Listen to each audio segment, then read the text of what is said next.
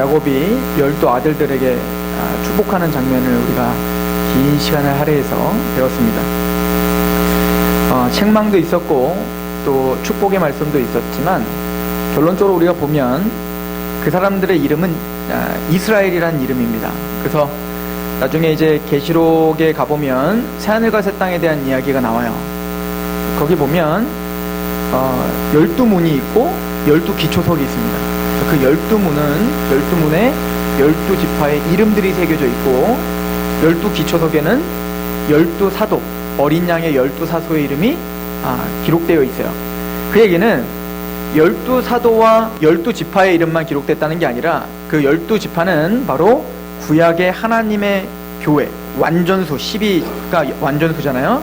그래서 구약의 교회, 아브라함, 이삭, 야곱을 비롯해 그 전에 아담부터 아벨, 셋, 셈, 그런 하나님의 반열에 속한 그 하나님의 완전수, 그죠? 그 총회에 들어간 그들을 대표로 12지파의 이름이 새겨진 걸로, 또 예수님이 이 땅에 오신 이후에 이제 신약이라고 이야기하는데 그 신약교회, 우리가 지금 다 신약에 살고 있죠. 그 신약교회의 대표로 바로 완전수인 12사도, 12제자를 통해서 바로 우리의 대표성을 가지고, 즉 신약과 구약 전체 하나님의 백성들이 그 새하늘과 새 땅에 이름이 새겨져 있다. 그래서 생명책에 기록된 자들은 다 그 새 예루살렘에 동참하게 되고 있음을 계시록 마지막 장에서 그렇게 이제 설명해 주고 있죠. 그래서 우리가 살펴본 대로 책망을 받았건 아니면 뭔가 여러 가지 하나님 앞에는 목이 고든 자처럼 살았건 중요한 그들의 이름은 어디에 기록되어 있다는 거예요? 천국에 기록되어 있다는 거죠. 신약의 교회도 마찬가지인 거예요. 예수님께서 계시록이 7교회들에게 보내는 편지인데 사실은 그 서머나 교회나 빌라델피아 교회 같은 교회를 빼놓고는 다 책망이 있죠. 게다가 이제 에베소 교회 같은 경우는 칭찬도 있고 책망도 있고, 그런데 나중에 이제 그 사대 교회 같은 데 보면 거기는 칭찬이 하나도 없고 완전 죽어있는 교회다 막 이러잖아요. 너희가 살아있으나 죽어있도다 이렇게 표현되고, 라오디게 교회 같은 경우도 너희가 미지근하다 라고 이야기를 하죠. 뜨겁지도 않고 차갑지도 않고 너희는 쓸모없는 그런 미직지근한 물이다, 이렇게 이야기를 하는 걸 볼 수 있습니다. 근데 중요한 건 그 7교회의 책망과 칭찬을 말하기 전에 주님께서 그 예수님께서 7금촛대를 잡고 그렇게 7별을 붙잡고 계신다라고 하는데, 그 7촛대와 7별이 누군데? 7촛대는 뭐라고 합니까? 바로 7교회를 상징하고, 또 7별은 누구예요? 그 교회에서 사역하고 있는 목자를 상징한다고요. 그러니까 아무리 죽어있어 보이는 사대교회라 할지라도 누가 함께 거하시는 거예요? 예수님이 함께 거하신다는 걸 여러분들 인정하셔야 되는 거예요. 그 목회자가 아무리 하나님 앞에 저게 살아있으나 죽어있는 교회지 라고 할지라도 하나님은 그를 붙잡고 어떻게 하고 있는 거예요? 회개하고 책망하고 있는 거예요. 만약에 하나님이 붙잡고 있는 교회가 아니라면 책망도 할 필요 없는 거예요. 그렇겠죠. 교회가 아닌데 뭐하러 책망합니까? 그러니까 뭔가 징계를 받고 계속 책망하는 것은 사랑이 있어서 책망하는 거예요. 세상은 어떻죠? 아예 책망조차 안 해요. 아예 그냥 거들떠보지도 않는다고요. 그러나 주님은 그 7교회가 사실은 우리의 모습이잖아요. 사실은 빌라델피아 교회나 서머나 교회 같이 항상 칭찬받는 교회였으면 좋겠는데, 우리의 모습은 사실은 사대교회나 라오디게 교회가 훨씬 더 가까워요. 우리가 그 사람 연구해 보십시오. 우리의 모습은 거의 그 음료들에게 계속 끊임없이 세상에 타협하는 사람들 아닙니까? 그런데 우리가 잊지 말아야 될 것은 그들은 교회고 그들은 12지파라는 겁니다. 우리가 12아들들 우리가 배웠지만 그렇게 정욕에 끌었던 르우벤이랄지, 또 그렇게 끊임없이 뭔가 나가기는 했지만 또 하나님 앞에 또 연약함을 보였던 사람들, 그 우리가 12지파를 배우면서 거기에 장점이 있고 단점이 있었잖아요. 어떤 데는 아예 뭐 장점은 아니고 그냥 단점만 있었던 지파도 있었고요. 그럼에도 불구하고 그들이 교회다라고 하는 것은 확고히 하셔야 되는 겁니다. 그러나 우리는 이 말씀을 통해서 무엇을 배웁니까? 그렇게 부족한 교회들이, 그렇게 연약한 교회들이 모였다 하는 거예요. 그래서 하나님은 그 12지파를 모이게 하셔서 그들을 하나님의 자녀답게 마침내는 계시록에 12문의 이름을 기록하고, 또 그 12사도도 보세요. 12사도도 어때요? 이스라엘 못지 않아요. 12지파 못지 않다고요. 다들 연약했고 또 또 뭔가 혈기가 왕성했고 끊임없이 자기 탐욕에 취했던 사람들 아닙니까? 12사도들이. 그런데 그들도 하나님은 포기하시더라? 포기하지 않더라. 마침내는 뭐예요? 그 새하늘과 새 땅에 기초석의 이름을 새기고야 마시더라. 어찌 보면 지금 이 12교회와 12사도를 통해서 우리가 알려주고자 하는 것은 아주 명백하게 우리는 교회다. 너희는 하나님의 총회다. 너희는 나의 자녀다. 이것을 먼저 확고히 하고 있음을 믿으셔야 됩니다. 그리고 나서 그 반석 위에 그렇다면 그래 내가 막 마음대로 살고 내가 이렇게 연약해도 난 하나님의 자녀지로 기뻐하고 즐거워하는 게 아니라 하나님께 죄송스러워하는 거예요. 그럼에도 불구하고 나를 포기하지 않는 하나님, 그런데 나는 끝까지 변하지 않는 나를 바라보면서 애통하는 게 뭡니까? 성숙한 자녀됨이죠. 오늘 야곱은 그 이스라엘에게 축복을 다 마치고 이제는 마지막 한마디를 합니다. 이게 28절 말씀이었죠. 이들은 이스라엘의 12지파라. 이와 같이 그들의 아버지가 그들에게 말하고 그들에게 축복하였으니 곧 그들 각 사람의 분량대로 축복하였다. 그러니까 사람의 분량이 있다. 그렇죠? 축복대로 축복했다. 직역하면 그렇게 되는데요. 즉 축복받을 만큼 축복했다는 거예요. 자, 이 이야기가 무슨 이야기인지를 우리가 좀 점검해보고자 하는 겁니다. 먼저 우리 신명기 33장을 통해서 모세가 12지파에게 축복을 다 한 다음에 우리가 마지막 정리로 한 이야기를 먼저 하고 시작했으면 좋겠는데요. 우리 신명기 33장을 가보시겠습니다. 신명기 33장. 모세도 12아들들에게 한 사람 한 사람 다 축복을 했었죠. 그리고 드디어 그 축복을 마치고 이렇게 설명합니다. 신명기 33장 26절입니다.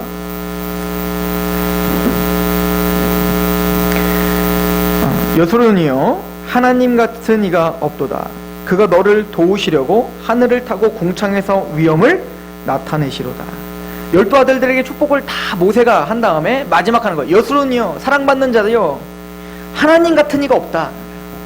그 하나님 같은 이가 왜 없냐면 그가 너를 도우시려고 하늘을 타고 궁창에서 위엄으로 나타나셨다. 사실은 하늘에 계신다는 얘기는 그분은 거룩하신 분이라는 거죠. 우리 땅에 사는 우리와는 전혀 상관없으신 분이라는 거예요. 게다가 땅에 살고 있는 우리는 어떻죠? 여전히 연약하고 죄가 많다니까요. 우리 12지파만 봐도 그렇잖아요. 굳이 이방인까지 가지 않아도 12지파 안에도 그 이방에서나 보일 수 있는 수두룩한 죄들이 어디 있었어요? 12지파 안에, 교회 안에 있단 말입니다. 그런데 그런 죄악 많은 우리를 위하여 하늘을 타시고 어떻게 하셔요? 직접 친히 이 땅에 오신 거예요. 그 극치가 뭡니까? 바로 하나님께서 육신을 입고 이 땅에 오신 성육신인 거예요. 하늘을 타고 이 땅에 강림하셔서 뭡니까? 우리를 위하여, 이 죄인된 우리를 위하여 십자가에 죽기까지 복종하심으로 우리를 구원시켰으니 우리와 같은 행복자가 어딨냐 하는 거예요. 이런 신이 어딨냐? 여러분들 이방인의 신들을 보십시오. 그 신들은 다 인간이 뭔가 고행을 하고 뭔가를 최선을 다하고 돌을 닦고 뭔가 열심히 해도 신을 만날까 말까요. 그런데 이 기독교가 믿는 신은 그런 신이 아니란 말입니다. 우리가 여전히 죄인되고 원수되었는데 우리 하나님을 볼 수조차 없는데 하늘에 계신 그 하나님이 직접 우리를 찾으러 내려오셨다는 거예요. 이런 신이 어디 있느냐? 이런 하나님이 어디 있냐? 라고 성경은 가르쳐주고 있습니다. 그럼 27절은 이렇게 이어서 말합니다. 영원하신 하나님이 내 초소가 되시니 그의 영원하신 팔이 내 아래 이도다. 그가 내 앞에서 대적을 쫓으며 멸하라 하시도다. 영원하신 하나님이 내 초소가 되신다. 하나님은 하늘로부터 강림하셔서 우리의 처소를 누구로 만드셨다는 거예요? 하나님이 우리의 처소가 되셨다는 겁니다. 또 이거의 극치가 뭡니까? 바로 요한복음 1장 14절이에요. 말씀이 육신을 입고 이 땅에 거하심에 우리가 그 영광을 보니 독생자의 영광이요 은혜와 진리가 충만하더라. 근데 거기서 말씀이 육신을 입고 이 땅에 거하심에 라고 하는 단어, 거하시다라는 단어가 뭐라고요? 에케이노스, 즉 장막을 치시다 하는 거예요. 이스라엘 백성들이 광야에서 하나님의 장막이 치워졌죠. 그리고 지성소에서부터 뿜어져 나오는 그 쉐카이나 영광, 그 영광의 구름이 그 이스라엘 온 땅을, 이스라엘 백성들을 광야에서 뒤덮어요. 그럼 그 뒤덮으면 어떤 일이 벌어지죠? 전갈과 뱀의 해를 받지 않고 신이 떨어지지 않고 옷이 헤어지질 않는 거예요. 그리고 하나님은 그 안에서 어떻게 합니까? 메추라기 때와 만나를 끊임없이 먹여주셔서 일용할 양식을 주시는 분이란 말입니다. 그런 것처럼 하나님은 죄인된 우리를 위해 하늘을 타고 이 땅에 강림하실 뿐만 아니라 이제는 예수 그리스도께서 우리 안에 모여 장막을 치셔서 누가 성전이 됐어요? 이제는 저 예루살렘의 성전이 아니라 그 영광스러운 그 영광의 구름이 그 성전에부터 나오는데 그 성전은 누구라는 겁니까? 이제 예수님 안에 있는 내가 성전이 된 거예요. 왜? 예수님이 나에게 장막을 치셨으니까. 그래서 신약 성도들은 뭐라고 고백합니까? 너희가 하나님의 성전인 것과 너희의 성령이 하나님의 성령이 너희 안에 거하신 거 알지 못하느냐. 그래서 베드로 사도는 뭐라고 해요? 고린도전서에 사도 바울은 부속함을 받은 택하심을 받은 하나님의 백성들, 즉 그들이 뭐라는 거예요? 성전이라고 표현하고 있는 겁니다. 즉 예수님이 우리에게 장막을 치셔서 우리는 뭐가 됐어요? 하나님의 성전이 되었다고요. 즉 우리는 뭐요? 하나님이 우리의 처소가 되어주신 거예요. 그러므로 이스라엘 백성들을 광야에서 매출하기로, 또 만나로, 또 물로, 또 구름기둥과 불기둥으로, 또 뱀과 정갈의 해를 받지 않도록 우리 그들을 보호하신 것처럼 하나님의 교회에게 어떻게 하고 계신다는 거예요? 오늘도 우리를 보호하시고 인도하시고 도와주신다는 거예요. 그럼 원망이 없어야죠. 그러나 이스라엘은 뭐요? 지금 당장 물이 먹고 싶고 배고픈 거로 말미암아 원망을 하며 살더라는 거죠. 그게 우리라는 거예요. 지금 뒤를 돌아보면 하나님은 우리에게 굶긴 적이 없어요. 하나님은 우리에게 필요한 것을 채워주지 않은 적이 없어요. 그러니까 우리가 여기 앉아 있잖아요. 호흡을 주셨고 일용한 양식을 주셨죠. 우리는 그것을 감사하기보다 이스라엘 백성들처럼 원망하기 빠른 사람들이었습니다. 그리고는 이렇게 말합니다. 28절입니다. 같이 한번 읽어볼까요? 28절부터 29절 시작. 이스라엘이 안전히 거하며 야곱의 샘은 곡식과 새 포도주의 땅에 홀로 있나니 곧 그의 하늘이 이슬을 내리는 곳이라도 이스라엘이여 너는 행복한 사람이로다. 여호와의 구원을 너같이 얻은 백성이 누구냐? 그는 너를 돕는 방패시요 내 영광의 칼이시로다. 내 대적이 내게 복종하리니 내가 그들을 높은 곳을 밟으리로다. 우리 보고 뭐라고 합니까? 너희는 행복한 자로다. 너희는 복받은 자로다. 왜냐면 하나님이 이렇게 구원하신 백성이 어디 있느냐, 이렇게 눈동자같이 지켜주는 하나님의 백성들이 어디 있느냐, 자기 아들을 죽이기까지 우리를 살리시는 그런 신이 어디 있느냐. 너희는 행복한 자로다. 그런 은혜를 베풀면도 우리는 끊임없이 원망했지만 하나님은 우리를 내어놓지 않고 끝까지 우리를 붙잡아 주시고 우리를 인도하시고 마침내 기초석과 12문이 되게 하시는 그런 신이 어디 있느냐. 그러므로 너희는 행복한 자로다 라고 이야기를 합니다. 그리고 주님은 이렇게 약속합니다. 대적들을 높은 곳을 밟을 것이다. 하나님은 연약한 그 12지파를 통해서 어떻게 하신다는 거예요? 대적들을 밟겠다는 거예요. 여러분들 이스라엘 백성들을요 가나안 땅에 보내는 이유가 뭘까요?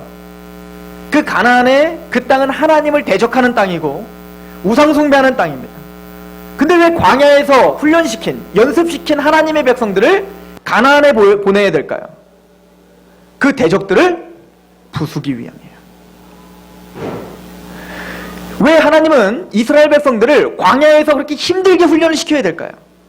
왜 하나님이 주시는 만나만 먹어야 될까요? 왜 하나님이 주시는 물만 먹어야 될까요? 이게 우리의 답답함이에요. 왜 세상 사람들은 자기가 열심히 하면 뭔가 자기가 우리 시편 고백에 보면 뭐라고 써있냐면 자기가 생각한 것보다 더 많은 것이 재물이 들어와서 어찌할 바를 모른다는 걸 믿지 않는 사람들은. 근데 왜 하나님의 백성들은 그렇게 광야 교회라고 이야기하시고 왜 그렇게 하루하루 하나님을 붙잡지 않으면 그렇게 살 수 없게 만들어 버리시냐고요. 내 감정이든 내 육체이든 나의 어떤 상황이든 그 이유는 뭐라는 겁니까? 연습시키는 거예요. 뭘 연습시키는 거죠? 내가 떡으로만 사는 게 아니라 여호와 입에서 나오는 하나님의 말씀으로 사는구나를 인식시켜주는 거예요. 연습시켜주는 거예요. 그게 교회에서 가능한 거예요. 셋째 고모가 또 그렇게 천사 같아요. 그래서 저희 아버지와 우리 어머니를 그렇게 챙겨요. 그런데 그분은 이제 나이가 한 70이 되셨는데 드디어 이제 딸들 3명인데 딸들이 다 결혼을 너무너무 잘한 거야. 그래서 요번에 성지순례를 가신다고 터키를 가시는데 막 딸들이 뭐 막내딸이 500만 원 주고 그리고 뭐 둘째 딸이 아니 너는 왜 500만 원 주냐? 그래서 자기는 한 300만 원 주고, 그리고 첫째 딸이 와 가전제품 싹 바꿔주고, 그 사람 만 1000만 원치를 쓰고 갔대요. 막 가전제품을 싹 바꿔주는데. 그걸 막 얘기하시는데 얄밉진 않더라고요. 워낙 천사 같은 분이니까. 그래, 이제야 누리시는구나. 이제 누리셔야지. 근데 뇌종양으로 쓰러지셨단 말입니다.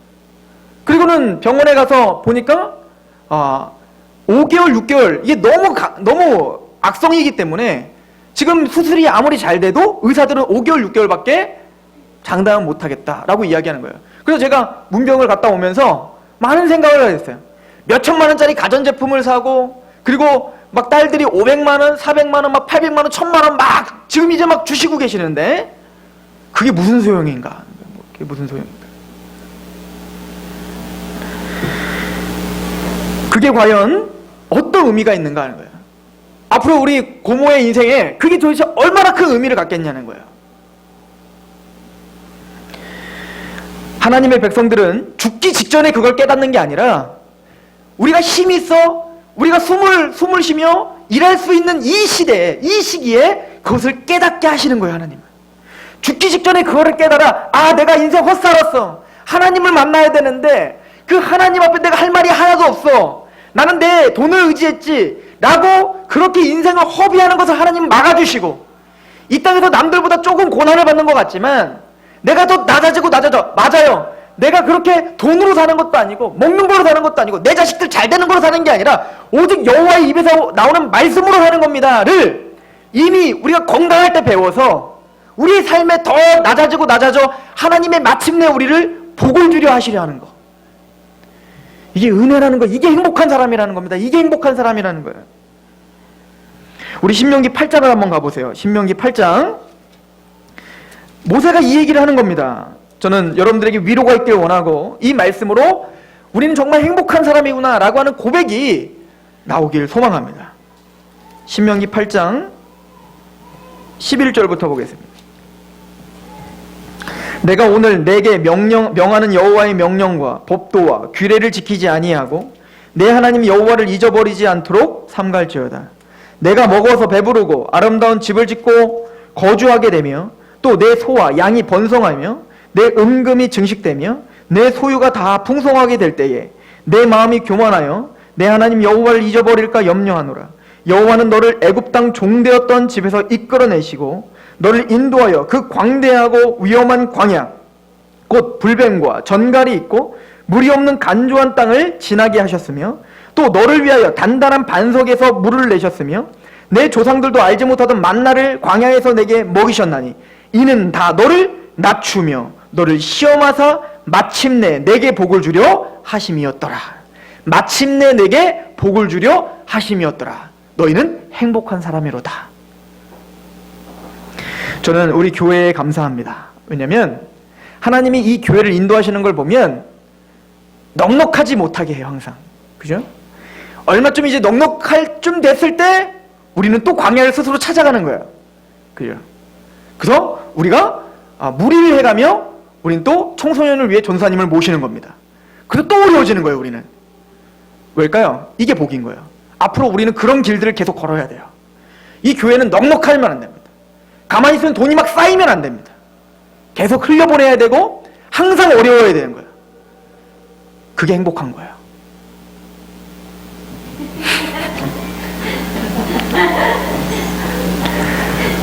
교회가 넓어지고 돈이 막 쌓여서 갑자기 10억이 쌓여서 의리의리한 저택을 짓고, 그래서 우리는 쌓여지는 이 돈으로 다 뭐 해야 될지 막 주체가 안 돼서 막 제 사례비가 막 더 막 높아지고, 그리고 막 해외로 막 가고, 그리고 그냥 뭘 해야 될지 몰라가지고 그냥 막 놀이시설과 카페와 막 그런 걸 막 차려가지고 화롭게 막 하면서, 그게 행복한 게 아니라 매일매일 기도할 수밖에 없는 심정이 되는 거. 매일매일 하나님을 의지하면 오늘 한 달도 우리 교회가 어떻게 운영이 되지? 라고 하나님 앞에 간절한 마음으로 가는 그런 광야를 찾아가야 된다니까요.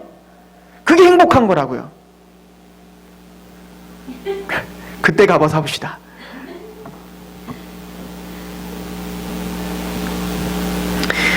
이번 주 수요 예배 설교지만 안디옥 교회가 바나바와 바울이 이제 가면서 굉장히 단단해졌죠. 그래서 안디옥 교회가 탄탄해졌습니다. 그래서 안디옥 교회는 이제는 뭐요? 해외 선교를 할 정도로 단단해진 거예요. 그런데 그때 하나님은 안디옥 교회에 어떻게 하죠? 모험을 하게 합니다. 담임과 부목사를 파송시켜요. 바나바와 바울을 통해서 그 교회가 단단해졌는데 하나님은 바나바와 바울을 어떻게 해요? 걷어가시는 거예요. 올로 말하면 이제 막 교회가 우리처럼 막 이제 막 사람들도 오고 복음을 듣고 그렇게 막 행복해하고 있는데 갑자기 하나님이 구종성을 딴 데로 개척시켜라 하시겠냔 말이에요. 저도 싫어요. 그렇게 쳐다보지 마세요. 그게 무슨 얘기냐면 하나님은 뭐 하는 거예요? 그 교회를 하나님 항상 의지하게 만드시더라는 겁니다. 그게 행복이래요, 성경은. 그리고 하나님은 이렇게 말합니다. 12지파들이요 다 그렇게 연약하고 부족했는데 그렇게 부족한 그 아들들에게 하나님은 각자에게 맞게 분량대로 어떻게 하셨다는 거예요? 축복하셨다는 겁니다. 마찬가지로 우리는 지금 연약한 사람들이 모였습니다. 연약해요. 그래서 사실은 아니 저 집사님 왜 그러지? 아니 저 목사가 왜 저래? 그러는 게 맞아요. 왜냐면 우리는 다 뭐예요? 부족한 사람들이 모였기 때문에 교회는 완벽한 교회가 없어요. 지금도 교회를 찾아 떠돌아다니시는 분들이 많은데 그분들은 그런 이상향을 들고 다닌다면 죽었다 깨나도 이 땅에서는 교회 못 찾는 거예요.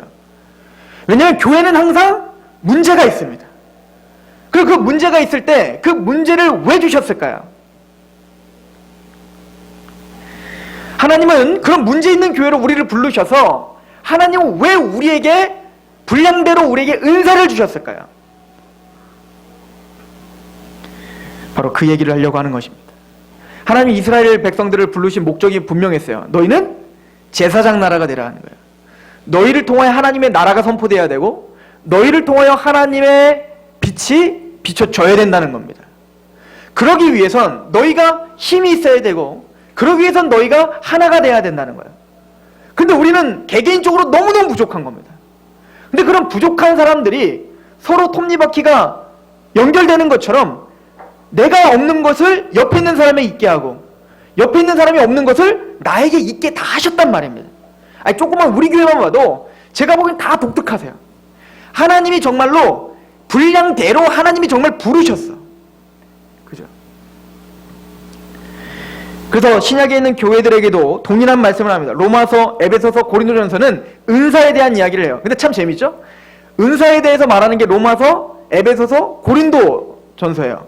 근데 이 세 개가 똑같은 얘기를 하고 있는데 로마서는 그 은사를 누가 나눠준다고 이야기하냐면 성부 하나님이 나눠주신다고 얘기해요. 에베소서는 똑같이 은사에 대한 이야기를 하면서 예수 그리스도께서 그 은사의 주인이라고 말씀하십니다. 그리고 또 고린도전서 12장은 똑같은 은사를 얘기하는데 누가 주인이래요? 성령님이 주권적으로 나눠주신다는 거예요. 그러니까 성부, 성자, 성령 하나님께서 협의를 하신 거야. 우리는 하나님을 몰랐지만 하나님은 만세전부터 우리를 아셔서 성부, 성자, 성령 하나님이 서로 주권적으로 우리에게 얘는 이걸 주는 게 딱 좋아. 얘는 이걸 좀 부족하게 하는 게 좋겠어.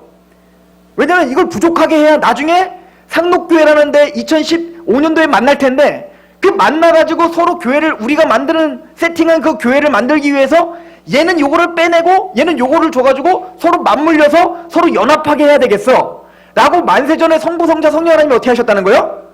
결정하시고 우리에게 주신 거예요. 그러니까 우리를 사랑하셔야 돼요. 여러분들에게 주신 것을 감사하셔야 돼요. 하나님이 나에게 분량에 맞게 주셨구나. 나에게 이런 성격을 주신 거, 나에게 이런 은사를 주신 거, 나에게 이런 사업장을 주신 거, 이건 다 나보다 훨씬 똑똑하신 성부, 성자, 성령 하나님이 아주 심혈을 기울여 우리에게 세팅해 놓으신 거구나를 생각하셔야 돼요. 이게 지혜입니다. 제가 얘기하는 것 같아서 아멘 안 하시는 거죠? 말씀 봅시다. 로마서 12장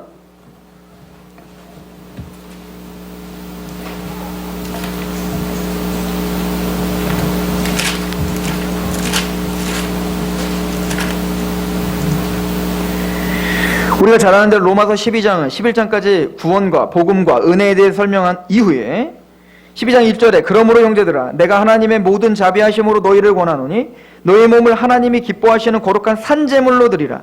이는 너희가 드릴 영적 예배니라.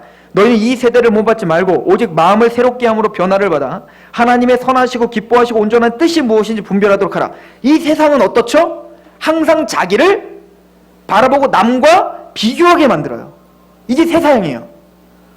저 사람은 저 옆집 아들은, 내 아들은, 우리 집구석은, 저쪽 집안은, 이렇게 끊임없이 뭔가를 비교해서 항상 어떻게 하는 거예요?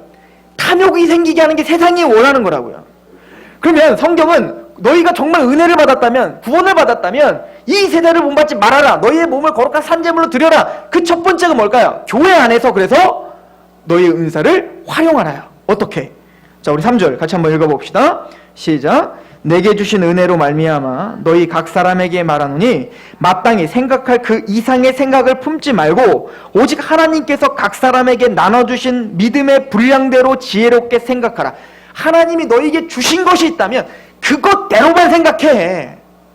세상의 풍조대로 서로 상대방을 비교해가면서 힘들어하지 말고 눈 닫고 귀 닫고 하나님이 나에게 주신 것이 무엇인가 지혜롭게 생각하라는 거예요.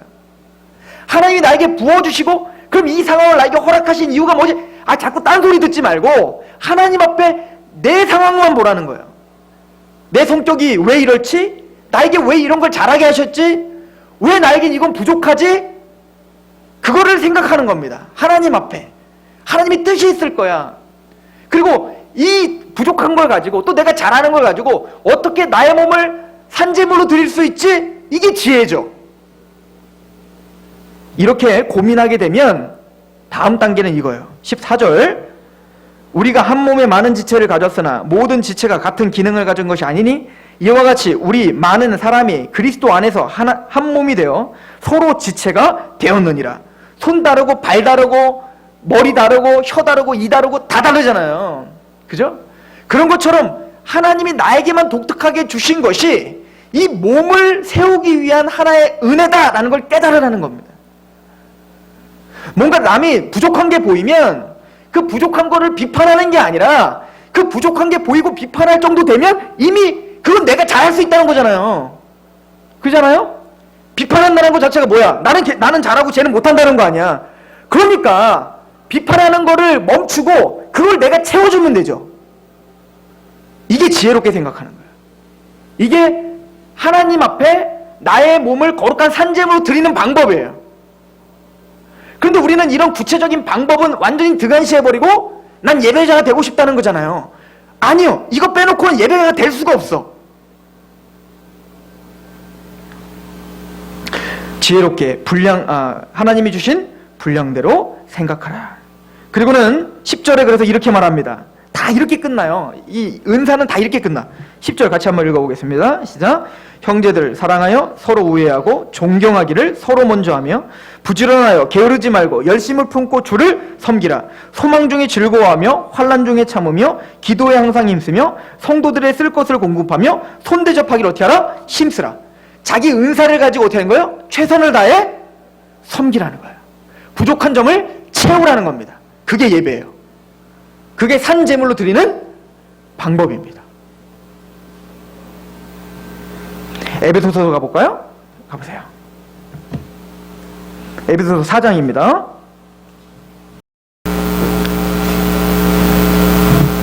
4장 1절입니다. 그러므로 주 안에서 갇힌 내가 너희를 권하노니 너희가 부르심을 받은 일에 합당하게 행하여. 너희가 구원을 받았고 하나님이 받은 것이 있다고 생각하지 않느냐. 그 부르심에 합당히 행하라. 어떻게 행하는 거죠? 2절부터 같이 읽어봅시다. 시작.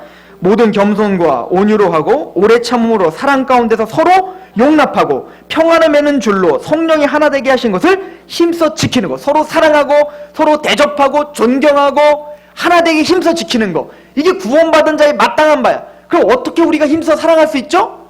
구체적인 방법 4절부터 나와요. 제가 읽어봅니다. 몸이 하나여 성령도 한 분이시니 이와 같이 너희가 부르심의 한 소망 안에 부르심을 받았느니라. 주도 한 분이요 믿음도 하나요 세례도 하나요 하나님도 한 분이시니 곧 만유의 아버지시라. 만유 위에 계시고 만유를 통일하시고 만유 위에 계시는도다. 우리가 각 사람에게 그리스도의 선물을 어떻게 받았어요? 분량대로 받았어요. 다 똑같이 말하죠. 하나님은 하나님의 지혜대로 분량대로 우리에게 주신 거라니까요. 8절. 그러므로 이르기를 그가 위로 올라가실 때 사로잡혔던 자들을 사로잡았고 사람들에게 선물을 주셨다 하였도다. 올라가셨다 하였은즉 즉 땅에 낮은 곳으로 내리셨던 것이 아니면 무엇이냐. 내리셨던 그가 곧 모든 하늘 위에 오르신 자니 이는 만물을 충만하게 하려 하시면. 그러니까 하늘에서 계신 분이 우리에게 주신 거니까 우리 낮은 우리의 판단으로 판단하지 말라는 겁니다. 이게 지혜롭게 생각하는 거예요. 11절 그가 어떤 사람은 사도로 어떤 사람은 선지자로 어떤 사람은 복음 전하는 자로 어떤 사람은 목사와 교사로 삼으셨으니 이는 어떻게 하기 위해 12절부터 시작 이는 성도를 온전하게 하여 봉사의 일을 하게 하며 그리스도의 몸을 세우려 하심이라 이거예요. 하나님이 우리에게 분량대로 은사를 주신 이유는 딱 하나입니다. 우리 잘 먹고 잘 살아라 준 게 아니에요. 적어도 세상 풍조는 그렇게 말합니다. 내 재능 나 잘 먹고 잘 살아라 준 거예요. 그러나 성경은 그렇게 가르쳐주지 않아요.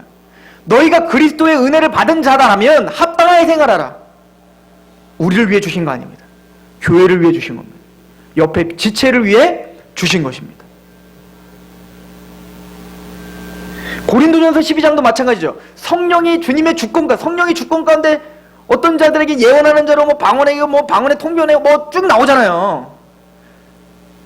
그런데 그 은사를 쫙 설명한 다음에 뭐라고 하죠? 너희는 사랑이 없다면 울리는 꽹과리고 아무것도 아니라는 거예요. 예를 들어서 피아노를 잘 치는 사람이 있어요. 세계적으로 아주 유명한 사람입니다. 많은 사람의 칭송을 받고 그걸로 좋은 차도 사고 그걸로 전 세계를 자가 비행기를 타고 전 세계를 돌아다니며 투어하며 와 나는 이렇게 대단하다 내 재능은 이렇게 대단해 그리고 그걸로다가 그래 내가 이 모든 걸 환원해서 내가 좋은 일도 해야지 그래서 막 아프리카 같은 데 막 돈도 주고 먹을 것도 주고 그렇게 하면서 나는 착한 일도 많이 했지 그러면서 아무리 그가 세상에 명성을 얻을지라도 아무것도 아닌 거예요. 아무것도 아니에요. 하나님의 나라와 하나님의 교회를 위해서 쓰는 것이 아니었다면 또 그게 사랑 가운데 연합돼서 한 것이 아니었다면 아무것도 아니라는 거예요. 교회 안에도 마찬가지예요. 교회 안에 뭔가 막 뜨거운 그게 뭐 영적인 은사든 어느 재능적인 은사든 그게 무엇이든 그걸 갖고 아무리 교회에서 막 하더라도 그 중심에 사랑이 없다면 아무것도 아니라는 거예요. 울리는 꽹과리일 뿐인 거예요. 그리고 사랑이 뭔데요? 오래 참아주는 거예요. 물의 양치 행하지 않는 거예요. 성도를 향한 그런 인내함과 예수님이 우리에게 보여준 그 십자가의 사랑 그 사랑이 없다면 아무것도 아니라는 거예요. 하나님은 왜 그렇게 그런 은사들을 나눠주고 그렇게 하나가 되기를 원하고 사랑하기를 원할까요? 그게 우리를 성장시켜주는 유일한 방편이기 때문에 그렇습니다. 우리 에베소서 같이 한번 다시 읽어봅시다. 13절부터 16절까지 다시 한번 읽어볼게요. 4장 13절에서 16절 시작. 우리가 다 하나님의 아들을 믿는 것과 아는 일에 하나가 되어 온전한 사람을 이루어 그리스도의 장성한 분량이 충만한 데까지 이르리니 이는 우리가 이제부터 어린아이가 되지 아니하여 사람의 속임수와 간사한 유혹에 빠져 온갖 교훈의 풍조에 밀려 요동하지 않게 하려 함이라. 오직 사랑 안에서 참된 것을 하여 범사에 그에게까지 자랄지라. 그는 머리니 곧 그리스도라. 그에게서 온몸이 각 마디를 통하여 도움을 받음으로 연결되고 결합되어 각 지체의 분량대로 역사하여 그 몸을 자라게 하며 사랑 안에서 스스로 세우느니라. 교회는요 한 사람만 독특해서 혼자만 잘하는 거 아니에요. 나 혼자 책 많이 보고 나 혼자 성경 공부 많이 하고 나 혼자 찬양 혼자 막 부르고 그때 나 혼자 성장하는 거 아니에요. 그 교회의 수준만큼 잘하는 거예요. 그 교회의 수준만큼 함께 잘하는 거지. 잘 생각해 보세요. 몸이 있는데 팔만 막 자라 막. 그리고 나는 내 몸은 5살인데 팔은 막 여기 막 근육이 생기고 막 30살짜리 팔이야. 이게 축복입니까? 저주입니까? 저주인 거예요. 이해가십니까? 교회만큼 잘하는 거예요. 공동체만큼 잘하는 거예요. 내가 성장하고 싶다면 나 혼자 잘났다고 나 혼자 막 어디 막 쫓아다니는 게 아니라 교회 안에 섬김으로 같이 성장하게 도와줘야 되는 거예요. 제가 얼마 전에 이가 아파가지고 이틀밤을 못 잤다고 했잖아요. 아니 이 이가 도대체 뭐길래, 이놈의 게 뭐길래 이게 아프니까 그냥 온몸이 다 아파. 이게 지체인 겁니다. 나 잘났다고 혼자 성장하고 혼자 기쁜 게 아니라 누군가가 아프면 같이 아픈 거예요. 막 내가 같이 아픈 것처럼 아무 일도 못하는 겁니다. 왜? 내 지체 때문에. 그래서 같이 서서 어떻게 하는 거예요? 같이 연합하고 그를 도우는 거예요. 이게 몸인 거예요. 주님은 주님의 포도나무에 붙어있는 그 가지들이 함께 성장하고 함께 섬김으로 저와 여러분들이 함께 그리스도를 닮아가는 역사가 있을 줄 믿습니다. 여러분들의 은사를 분량대로 하나님 앞에 원망하지 마시고 사랑으로 서로 섬기며 그렇게 성장하시길 축원합니다. 기도하겠습니다. 하나님 아버지 너무나 감사합니다. 우리 하나님의 백성들을 하나님께 위탁하며 기도합니다. 이 교회가 우리의 그 부족함과 그 연약함을 서로의 은사로 채워주고 사랑하고 같이 아파하며 같이 즐거워하며 그렇게 온전히 연합하여 그리스도의 장성한 분량으로 자라게 하여 주옵소서. 하나님께서 이 교회를 사랑하셔서 하나님이 우리를 사랑하신 것처럼 이웃을 서로 사랑하는 그 귀한 하나님의 원리로 이 교회를 인도하시며 성장시켜 주실 걸 믿고 예수님의 이름으로 감사하며 기도합니다. 아멘.